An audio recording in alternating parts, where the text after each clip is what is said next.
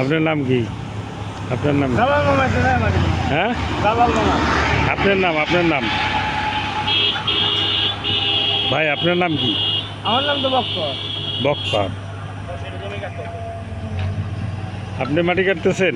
না, আমি কামলা সিভিল দিলাম। কামলা দিই। কতদিন ধরে কাটেন মাটি? এই মাটি কাটে কতদিন এখানে? আমি এটা বলতে পারবো না কয়দিন জায়গায়। আমি আজকে চাচা জানেন কয়দিন কাটে মাটি? আপনার বাড়ি কই? এই লিগের সাথে আপনি জড়িত? তাহলে কি করেন আপনি? আমি আইলাম একটু দেখ। ও আচ্ছা আচ্ছা।